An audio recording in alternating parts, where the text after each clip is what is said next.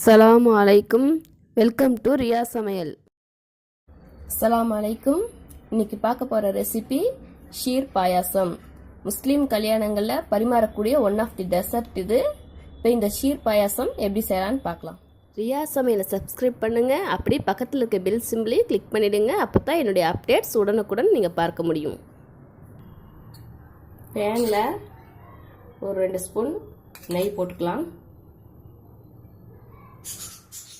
சாப்பிடு நட்ஸ் எல்லாம் போட்டு நெய்யில் வறுத்து எடுத்துக்கலாம். முந்திரி, பாதாம், பிஸ்தா எடுத்துருக்கிறேன். இப்போ இதை போட்டு வறுத்து எடுத்துக்கலாம்.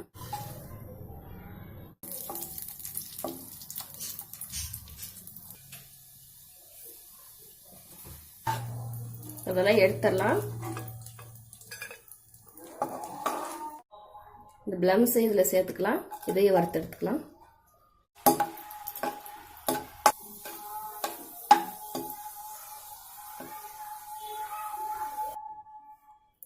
ஐம்பது கிராம் பிரியாணி அரிசியை ஒரு 1/4 மணி நேரம் ஊற வச்சுட்டு தண்ணி பூரா வடிச்சிட்டு மிக்சியில் போட்டு ரவை பதத்துக்கு அரைச்சி எடுத்துருக்கிறேன். பாருங்க, ரவை மாதிரி அரைச்சிருக்கிறேன். இப்போ இதை இந்த நெய்யில் போட்டு வதக்கிக்கலாம்.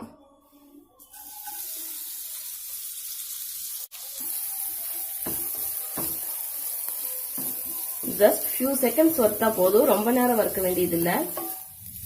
நான் இப்போ இதுக்கு 3/4 லிட்டர் பால் சேர்க்கிறேன். இந்த பாலில் நம்ம போட்ட ரைஸ் நல்லா வேகணும். வேகிற வரைக்கும் விடுங்க, அது வேகட்டும். அதுக்கு ஒரு 10 நிமிஷம் ஆகும் வேகிறதுக்கு. ஸ்வீட்லெஸ் கோவா 1 கப் எடுத்துருக்கிறேன். இந்த கோவாவை இதில் சேர்த்துடலாம். இதை நல்லா இது கூட மிக்ஸ் பண்ணி விட்டுருங்க கோவாவை. கண்டென்ஸ்டு மில்க் இதுவும் சேர்த்துக்கிறேன். சர்க்கரை 1 கப் எடுத்துருக்கிறேன். இதையும் சேர்த்துக்குங்க. அவங்க சுகர் டேஸ்ட்டுக்கு தகுந்த அளவுக்கு சர்க்கரை சேர்த்துக்குங்க. கண்டென்ஸ்டு மில்க்லேயும் சுகர் இருக்கும், ஸோ பார்த்து சேர்த்துக்குங்க. ஏலக்காய் தூள் 2 பிஞ்ச் இருக்குது, அதையும் சேர்த்துக்கலாம். குங்குமப்பூவை ஒரு 10 நிமிஷம் பாலில் ஊற வச்சு அதை நல்லா இது பண்ணி வச்சிருக்கிறேன். குங்குமப்பூவை, இந்த குங்குமப்பூ பாலையும் இதில் சேர்த்துக்கலாம். நம்ம ஃப்ரை பண்ணி வச்சோம் இல்லையா நட்ஸு, அதையும் இதில் சேர்த்துக்கலாம். ஒரு 2 மினிட்ஸ் இது நல்லா கொதிக்கட்டும்.